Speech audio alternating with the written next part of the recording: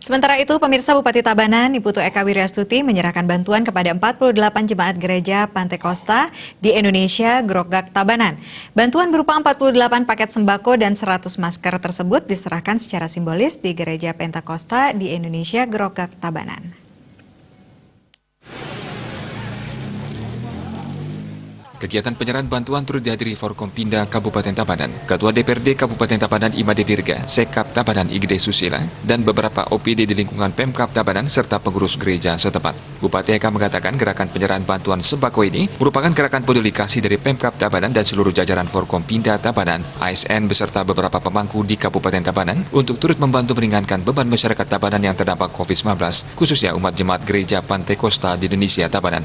Meski nilainya tidak seberapa, bantuan diberikan dengan tulus ikhlas. Diharapkan bantuan tersebut bermanfaat dalam mengurangi beban hidup sehari-hari. Bupati Eka menambahkan penanganan wabah ini memerlukan kerjasama semua pihak karena pemerintah tidak bisa bekerja sendiri tanpa bantuan masyarakat. Oleh karena itu, Bupati Eka mengajak seluruh elemen masyarakat Tabanan termasuk jemaat gereja Pantai Kosta di Indonesia bergandengan tangan dengan pemerintah dalam memerangi wabah. Sampai saat ini Pemkab Tabanan telah melakukan segala upaya untuk menanggulangi penyebaran pandemi global ini. Ia pun sangat bersyukur mempunyai Forkompinda, DPRD, ASN dan masyarakat yang mampu menunjukkan rasa gotong royong yang tinggi, serta para donatur yang ikut membantu meringankan beban masyarakat yang terdampak.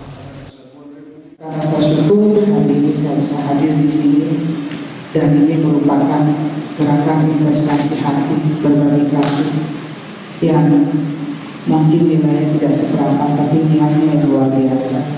Dan karena itu mudah-mudahan bantuan yang kami berikan ini bermanfaat, apalagi kita sedang menghadapi musuh yang tak terlihat. Dan harapan kami para saudara-saudara saya umat Kristiani semua diberikan kesehatan, ketabahan, kesabaran. Karena musibah ini bukan musibah sepenuhnya kabupaten, tapi secara nasional.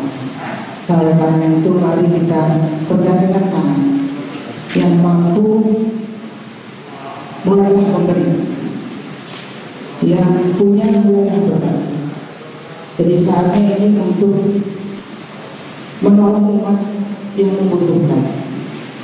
Jadi jangan kita berpikir bahwa menyelamatkan diri masing-masing itu salah sekali. Karena itu mungkin di Bali ini saya satu-satunya bungkus sembako kerjanya ya, tapi saya nggak masalah. Kadang-kadang diri juga sendiri berbuat gitu, tapi saya mempunyai ketua DPR yang luar biasa, muspida yang luar biasa, yayasan yang luar biasa, dan banyak donatur-donatur juga yang luar biasa yang masih percaya kepada saya untuk mengetuk hatinya membantu umat kami yang masih banyak sekali harus dibantu.